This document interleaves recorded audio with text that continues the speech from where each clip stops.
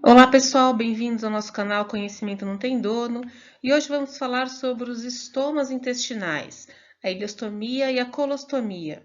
Lembrando que a palavra estoma vem do grego, de boca, abertura.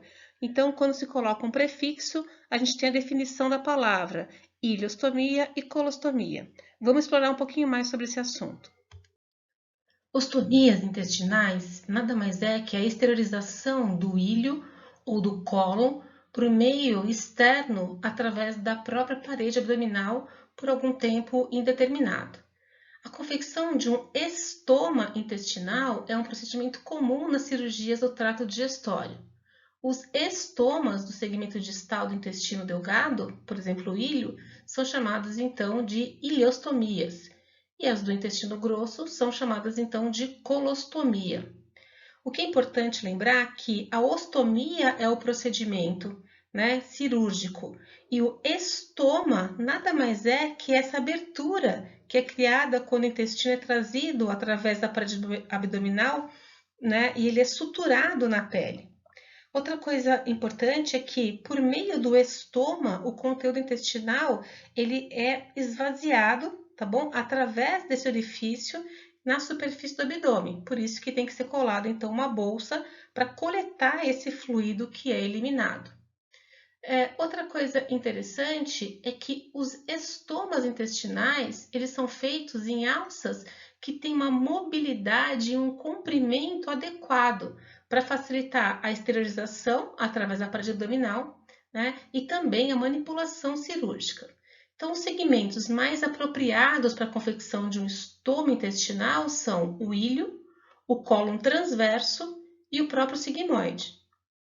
As indicações, então, para a colocação de um estoma envolve obstruções intestinais, que pode ser gerada por agenesias e atresias anorretais, o próprio megacólon congênito, todos os tipos de neoplasias, doença diverticular, colite isquêmica, qualquer situação dessa pode causar obstruções.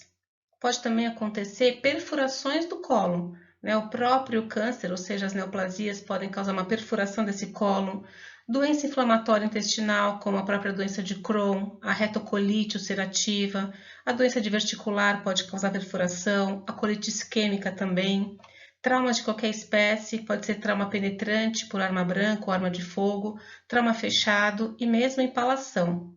As fístulas anorretais, retovaginais e retovesicais, e a própria proteção de anastomoses de alto risco, que pode ser anastomose coloretais ou coloanais e mesmo ilioanais. Uma das causas mais comuns para a colocação de um estoma é a obstrução intestinal. Ocorre obstrução intestinal quando um bloqueio impede o fluxo normal do conteúdo intestinal. Dois tipos de processos podem impedir esse fluxo. A obstrução mecânica ocorre, então, a obstrução intraluminal ou uma obstrução mural em virtude de pressão sobre a parede intestinal. Exemplos disso é a própria intussuscepção, que é quando uma parte do intestino se invagina, ou seja, se dobra por outra secção do intestino. Parece mais ou menos uma lente de câmera ou de um telescópio que vai retraindo, E a outra parte vai levando então uma sobreposição, ou seja, uma obstrução. Além dela, temos os tumores polipoides, as neoplasias, estenose de intestino, aderências, hérnias, abscessos, benzoares. Benzoares são objetos estranhos criados pela ingestão de substâncias incomuns, e vão se formando lá dentro desse intestino. Na obstrução funcional, a musculatura intestinal ela não consegue, então, impulsionar o conteúdo ao longo do intestino. Esse exemplo desse processo é a própria amiloidose, que é um tipo, ou seja, um grupo de doenças caracterizadas pelo acúmulo dos tecidos de depósitos de proteínas que são mal agregadas, denominadas fibrilas, Fibrilas amiloides. Entre os sintomas mais comuns, então, da amiloidose, nós temos a diarreia e a obstrução intestinal. Depois nós temos a própria distrofia muscular, os distúrbios endócrinos, como diabetes, ou distúrbios neurológicos, como o próprio mal de Parkinson. O bloqueio também ele pode ser temporário, né, como resultado de uma manipulação durante uma cirurgia, né? A obstrução ela pode ser parcial ou completa. A gravidade vai depender da região do intestino que foi afetada, né? O grau de obstrução, ou seja, o quanto esse lúmen foi ocluído, especialmente do grau do qual o suprimento vascular para essa parede do intestino for afetada. Então, quanto pior for a vascularização, mais sombrio é o diagnóstico e mais grave é a obstrução intestinal. Na obstrução do intestino delgado, o conteúdo intestinal, líquidos e gás, eles se acumulam acima da obstrução intestinal. A distensão e a retenção abdominal de líquidos reduzem a absorção de líquidos e isso estimula mais secreção gástrica. Com o aumento da distensão do intestino, a pressão dentro do lume intestinal também aumenta, causando uma diminuição na pressão capilar venosa e das arteríolas. Isso faz, então, com que a gente tenha uma diminuição da perfusão desse intestino. Esse processo todo causa edema, congestão, necrose, pode acontecer ruptura, perfuração da parede intestinal, e isso tudo leva a um quadro de peritonite. As manifestações clínicas de todo esse processo, inicialmente é a dor, mas é uma dor tipo cólica, que é similar às ondas peristálticas. Essa dor ela vai sendo cada vez mais persistente e pode ocorrer tanto acima como abaixo da região que está sendo bloqueada lá no intestino. O indivíduo pode apresentar, a eliminação de um muco sanguinolento. Não é fezes, é simplesmente um muco sanguinolento, né? Esse paciente não tem eliminação de nenhum flato ou fezes. Ocorrem vômitos, né? E se essa obstrução for completa, ou seja, total, as ondas peristálticas aumentam muito e começam a ter uma direção reversa, ou seja, contrária. Isso faz com que o conteúdo intestinal ele é impulsionado em direção à boca e não mais em direção ao reto. Se essa obstrução estiver lá no ilho, ocorre então vômito fecaloide. No início, o vômito até pode ter uma característica de conteúdo gástrico, mas em seguida o conteúdo ele é bilioso e depois, a cada episódio de dor, o conteúdo é do tipo mesmo fecal, ou seja, escuro. Os sinais de desidratação vão se tornando cada vez mais evidentes nesse paciente.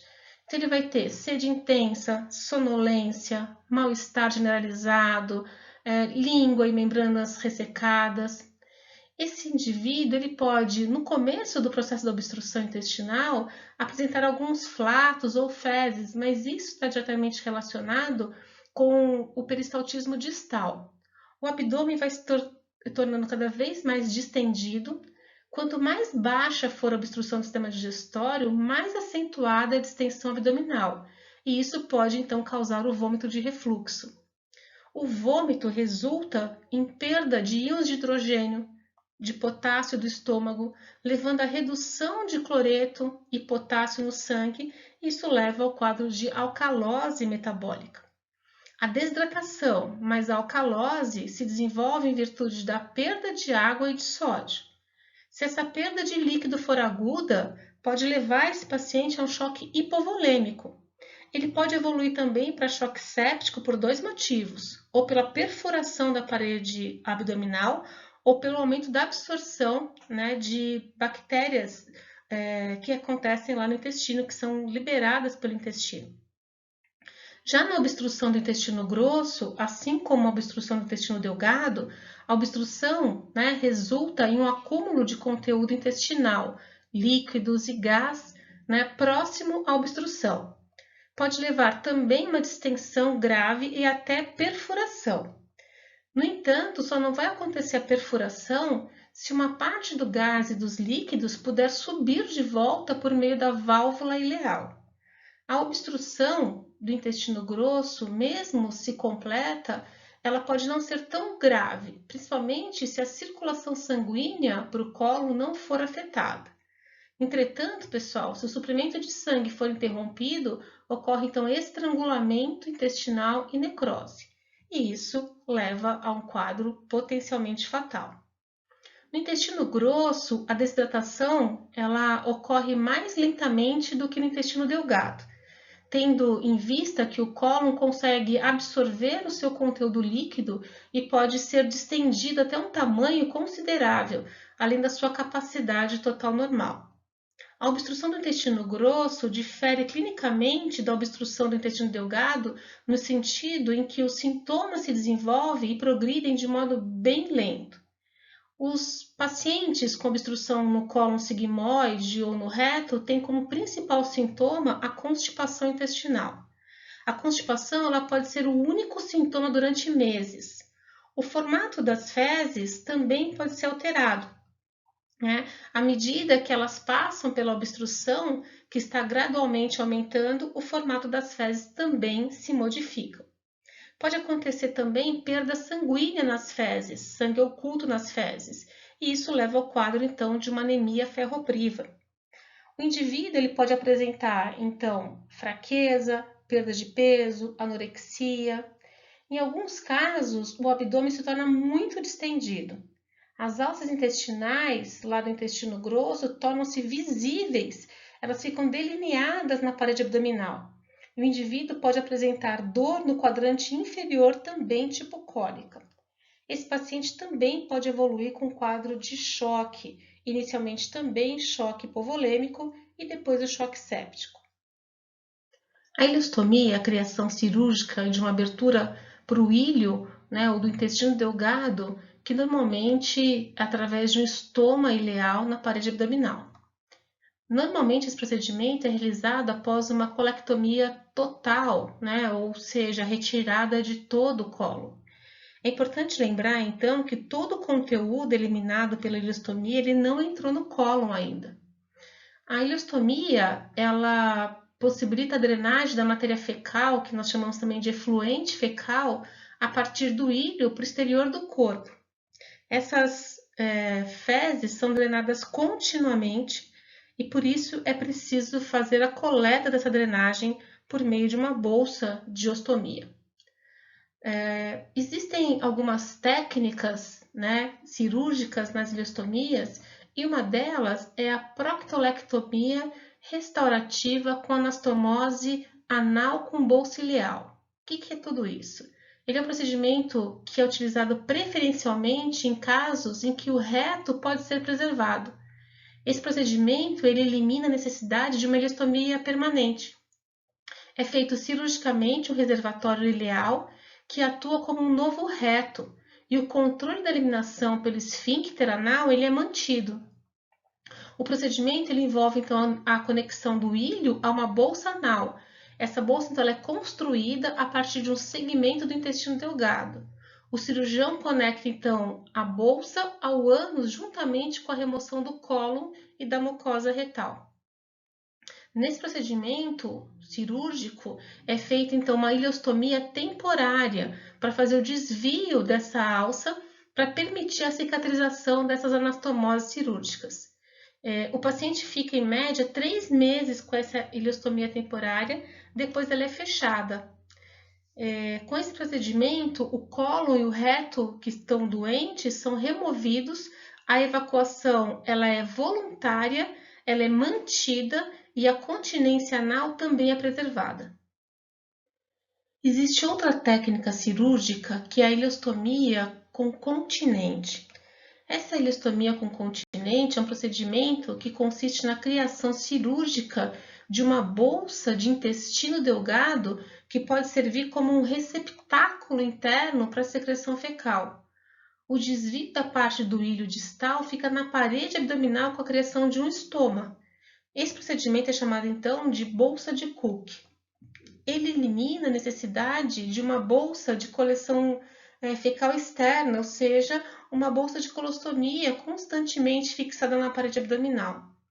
Todo efluente do trato gastrointestinal ele pode ser acumulado na bolsa durante algumas horas.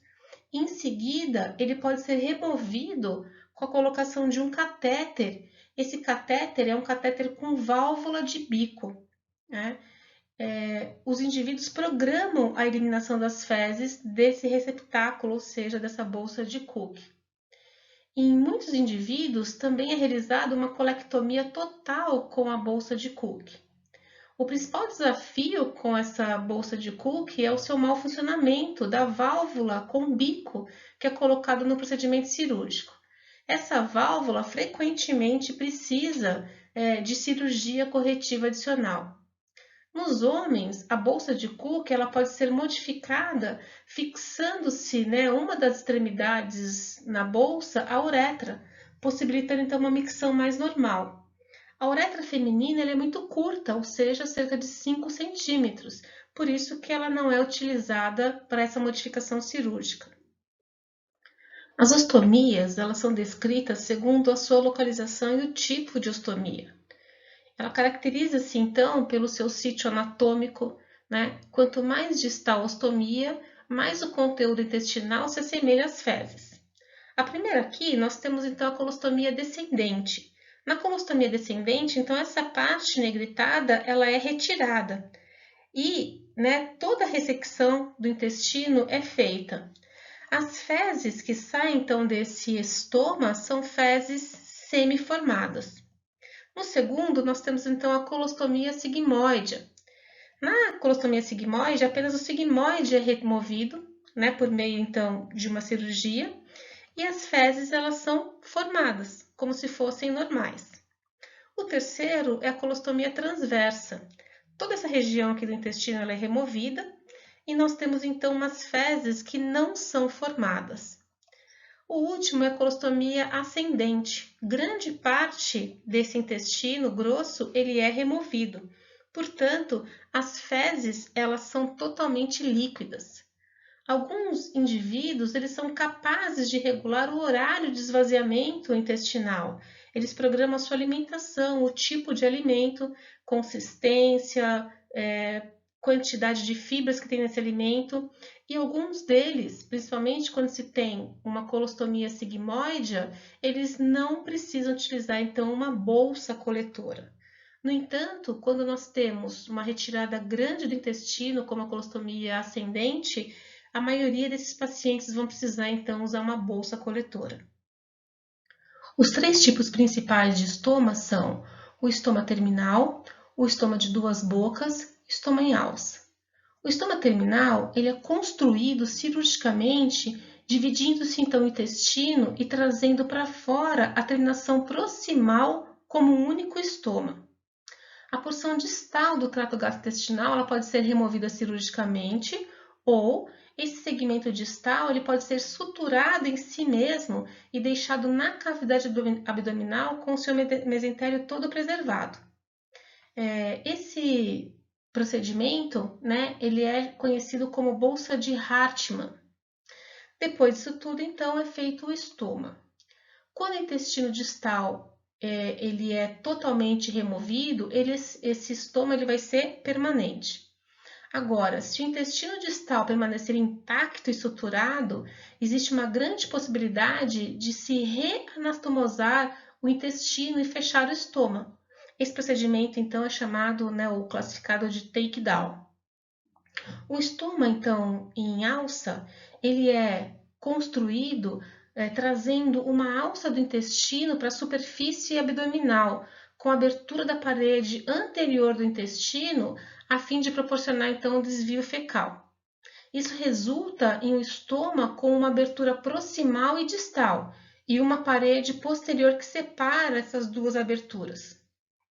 A alça do intestino costuma ser fixada no local com uma haste de plástico por volta de 7 a 10 dias após a cirurgia, principalmente para impedir que ela se escorregue de volta para dentro da cavidade abdominal. Esse estoma em alça, geralmente, ele é temporário. Já o estoma de duas bocas é quando o intestino ele é dividido e ambas as extremidades, tanto a proximal quanto a distal, são trazidas através da parede abdominal com dois estomas distintos.